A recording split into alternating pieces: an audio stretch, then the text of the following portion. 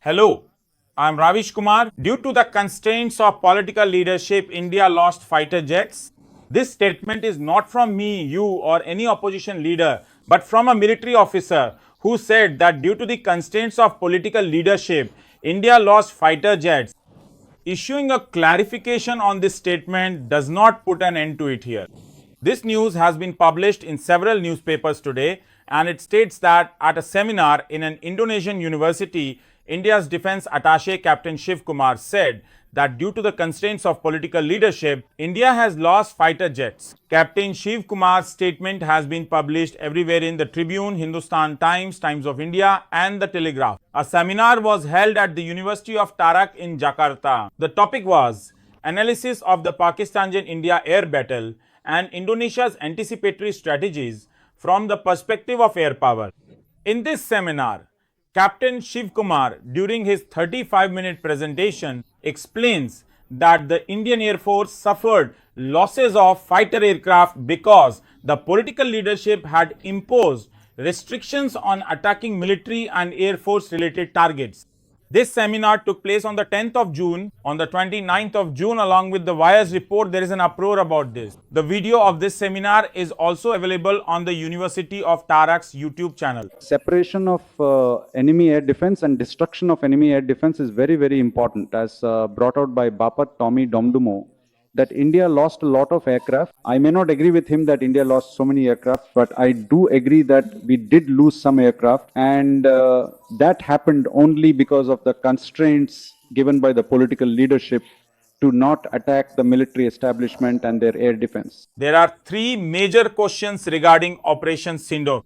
First, why was a ceasefire declared? What was Trump's role in this?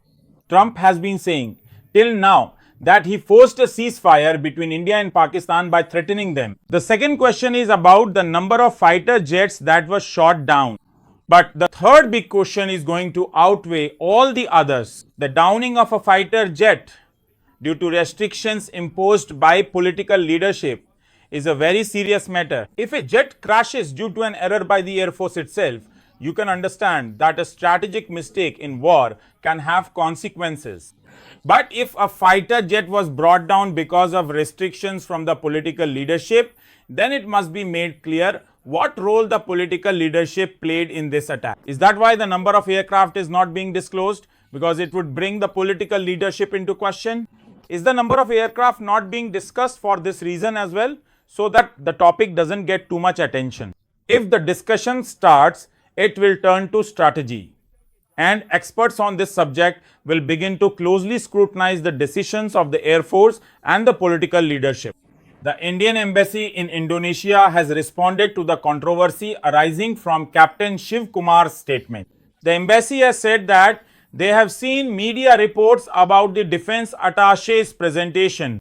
His statements are being quoted out of context. The reports being published in the media misrepresent the intent and emphasis of his presentation. The presentation stated that unlike some of our neighboring countries, the Indian Army operates under a civilian political leadership. It was also mentioned in the presentation that the objective of Operation Sindoor was to target terrorist bases, and India's response was not intended to escalate the conflict. But when the clarification was issued, when this explanation was given, why wasn't it mentioned that Captain Shiv Kumar spoke about the constraints of political leadership? This point is far more important than anything else he said. You can't simply dismiss it in the name of context. The clarification issued by the embassy is talking about something entirely different. Here, the discussion is about fighter jets being shot down. How many jets were lost? And how many were lost because of the constraints imposed by political leadership? If there hadn't been any constraints, would the jets not have been lost? Or what would the Air Force's performance have been then? The issue being raised is about the constraints of political leadership, while the entire country was told that the Modi government had given the military a free hand. The entire opposition was with the government, which had to make the decision. So then, where does the talk of constraints come from? Even Prime Minister Modi himself has publicly stated that he gave the military a free hand to carry out attacks. Modi gave all three branches of the military a free hand, and our incredibly brave and determined soldiers accomplished what the entire world had not witnessed in many, many decades, a truly remarkable and significant achievement. We have given the Indian Armed Forces complete and absolute freedom to effectively eliminate all the terrorists and their networks. Now, voices are emerging from within the army itself saying there were political restrictions. After Captain Shiv Kumar's statement, those old images came to mind, the ones that were released during Operation Sindoor. From those pictures, it was clear that even though the army was given a free hand, only images of meetings were being released. What was happening in those meetings? What was being said? Who said what? What decisions were made? No information was ever provided. Only photos and videos were released. In these images, Prime Minister Modi was shown speaking while the others were listening. The portions that were released had no sound. In many of the images, Prime Minister Modi, Defense Minister Rajnath Singh, Foreign Minister S. Jaishankar, and National Security Advisor Ajit Doval are seen sitting with army officials. It can be seen that apart from the Prime Minister, no one else is speaking and the army officials appear to be taking notes. When this video was criticized, new videos were released. In these, CDS General Anil Chauhan and Army Chief Upendra Dwivedi can be seen speaking. These images at least show that the political leadership was neither unaware of the strategic decisions nor was there any distance between the two. Due to the restrictions imposed by the political leadership, some fighter jets were damaged. This statement has raised questions about the concept of a free hand. During the 2019 election campaign, Prime Minister Modi had said that during the Balakot strike, due to bad weather, experts suggested whether we should change the date, but the Prime Minister said that so far the plan for the strike is still secret. And the Prime Minister says that there is one benefit of clouds and rain. We can avoid detection because of the rain. This is my raw wisdom. Everyone was confused about what to do. In the end, I said, fine, there are clouds. Go ahead. They set out. Prime Minister Modi should tell us what idea he gave to the army or air force this time. The Congress party has also responded to the statement of the defense attaché in Indonesia, and several of its leaders have questioned the government. Due to the constraints imposed by political leadership, the Indian Air Force has lost fighter jets against Pakistan. The Congress party has linked Captain Shiv Kumar's statement to that of Chief of Defence Staff Anil Chauhan, in which he acknowledged the loss of a fighter jet. The Congress says that there are many questions related to Operation Sindoor and the ceasefire for which answers have not been provided. Prime Minister Narendra Modi should present the truth about these matters before the nation. But Narendra Modi is shirking his responsibility and turning away from accountability. In such a situation, the question is, why is the Prime Minister refusing to call an all-party meeting under his leadership to tell the opposition the truth? Why was the demand to convene a special session of Parliament on this issue rejected? What are Prime Minister Narendra Modi and the Foreign Minister hiding from the country? Our question is also whether there is some different information within the army regarding Operation Sindoor that the country is unaware of, and is that information coming to light through such statements? The army is unable to withhold its information. Perhaps it wants to say something because Army Chief General Anil Chauhan gives an interview to Reuters outside the country in Singapore and for the first time admits that a fighter jet has been shot down. From his response, it seemed that a fighter jet has been shot down. But in Indonesia, Captain Shiv Kumar says that not many aircraft have been lost, only a few have been. So why is there still so much mystery about the number of aircraft? Everyone says that whenever there is a war, there will be losses. So then what is the problem in disclosing the extent of the losses? Is the problem because if the true picture of the losses comes out, the political leadership will also come under scrutiny in the analysis. On May 31st, in an interview with Reuters in Singapore, CDS General Anil Chauhan said that there were some losses in the initial phase on the 7th, but the numbers don't really matter. What was important was why those losses happened and what we did afterwards.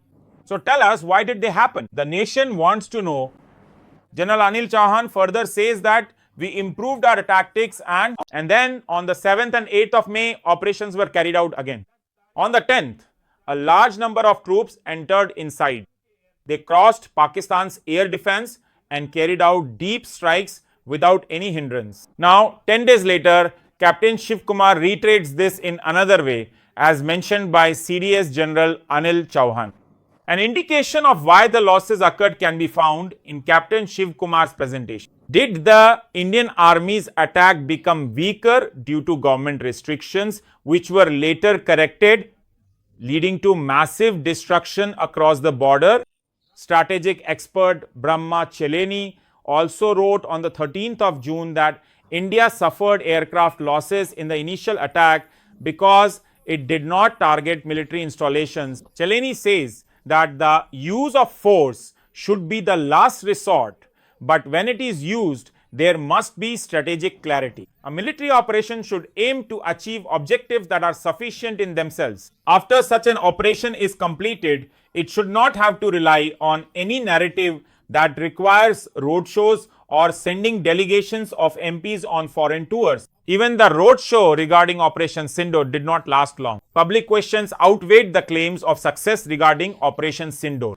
Now, whatever celebration remains of its victory march is confined to posters put up at petrol pumps, because there are so many questions for which no concrete answers are being given. To this day, it has not been disclosed how many and which aircraft India lost. You may recall that Ukraine attacked Russian airfields with drones and destroyed several fighter jets. Russia did not hide this. In fact, it openly stated that several of its aircraft were destroyed in Ukraine's attack.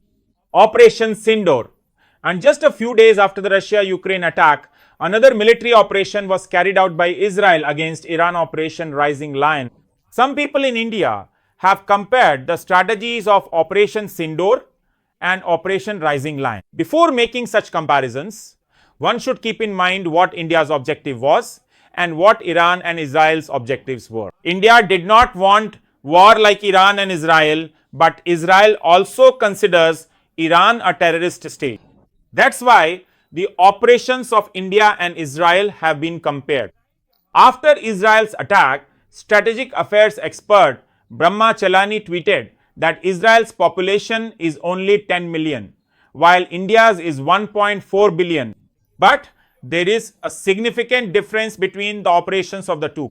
What Brahma Chelani means is that Israel, in one swift move, inflicted significant damage on Iran's military leadership and its military capabilities. Iran's missile stockpiles were attacked. Later, reports also emerged that Iran's missile reserves had been damaged. By making this comparison, Cheleni wants to show that Operation Sindoor was not extensive. Cheleni's tweet suggests that the terrorist attack in Pahalgam happened on the 22nd of April and India carried out its strike on May 7th. In a way, Pakistan was given a 15-day advance notice before the attack.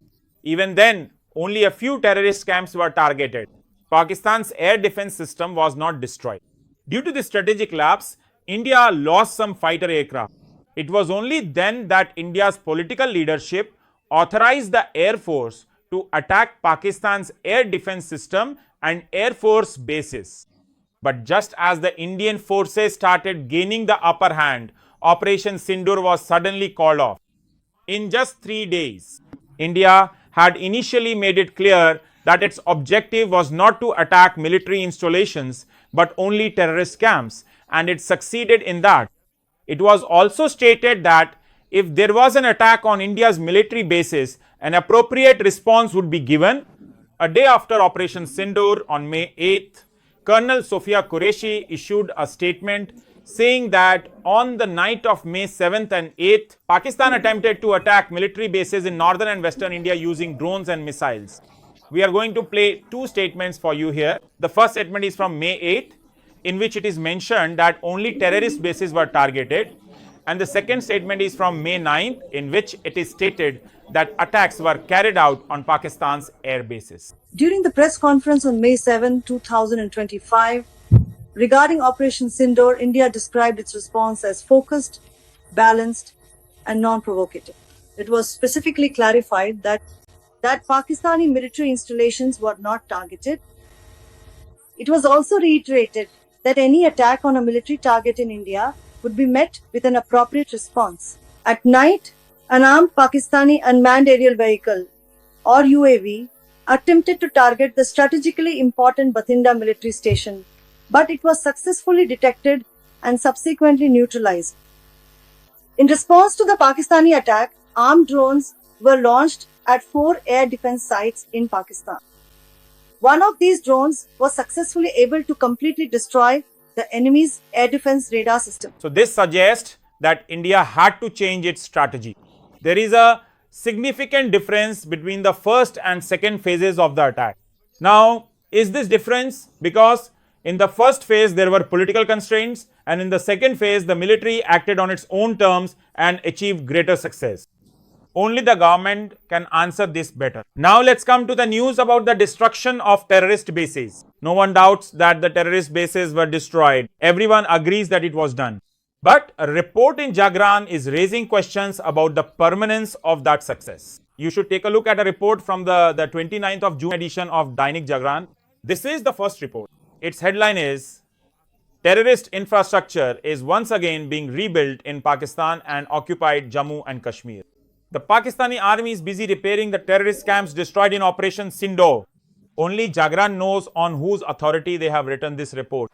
But this report is casting doubt on the success of Operation Sindoor. The nation was told that the terrorist infrastructure had been destroyed, yet Jagran is reporting that the Pakistani army is busy repairing the destroyed terrorist camps. Pakistan is also building new smaller terrorist bases. The government should either refute this report or provide a detailed explanation as to how, if the terrorist hideouts were destroyed, they are being rebuilt so quickly. Since this report has been published in Jagran, it should be clarified what steps India is taking in response. This report in Jagran inevitably raises the question, was the success of Operation Sindoor so short-lived that within just 2 months, Pakistan started repairing or building new hideouts? Now, let's come to the ceasefire. This is indeed a valid question. Many experts in strategic affairs are raising the question, when India had gained the upper hand, why was a ceasefire suddenly declared? The Indian government has always maintained that regarding Operation Sindoor, the Director General of Military Operations of Pakistan contacted the Indian DGMO. He proposed a ceasefire, and acting on that, the attack was halted. By that logic, the announcement of the ceasefire should have come from either India or Pakistan first, but instead it was made by US President Trump.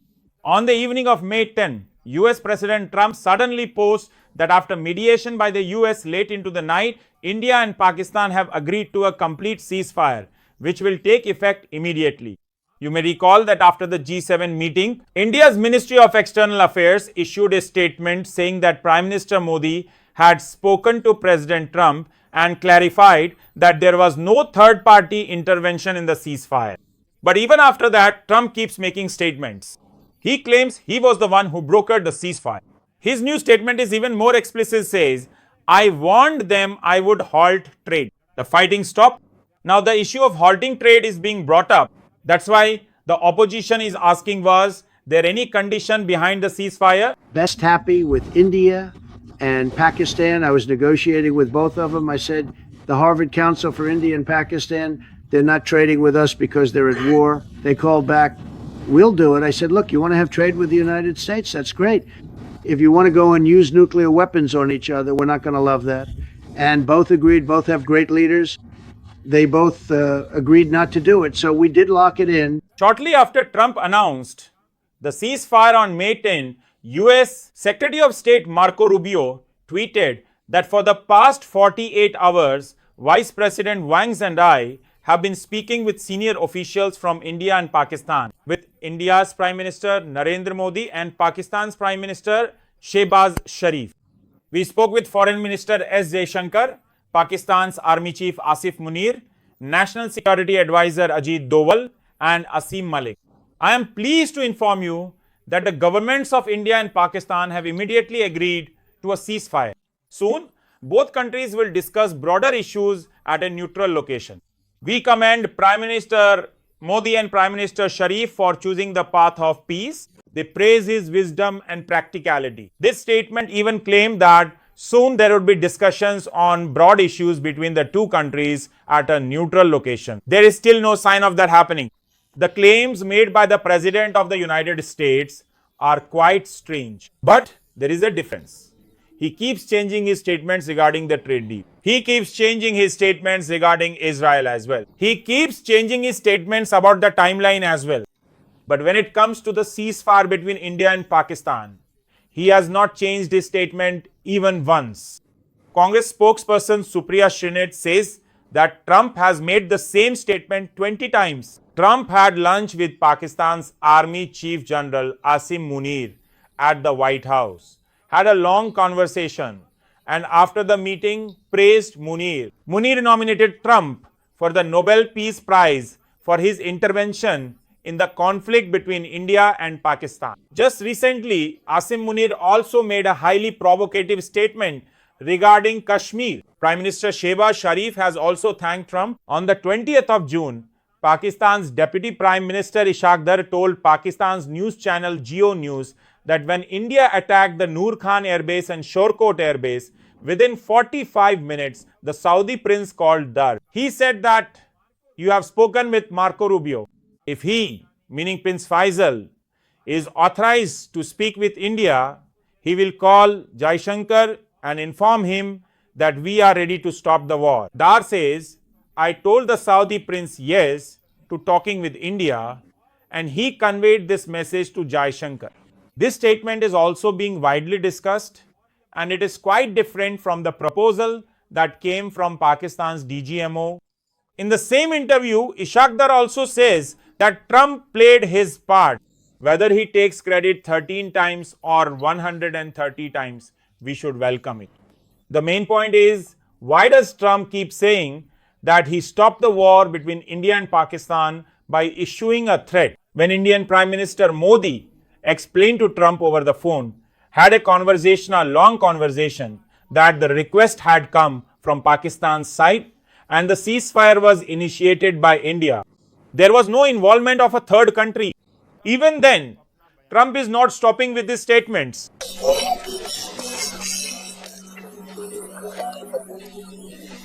Instead of merely clarifying the statement made by Captain Shiv Kumar, the esteemed defense attaché, or simply commenting on the significant remarks offered by Army Chief General Chauhan, it would be far more appropriate and beneficial for the Indian government to meticulously and comprehensively put every relevant detail and piece of information on official record before the Parliament, ensuring complete transparency and accountability to the nation.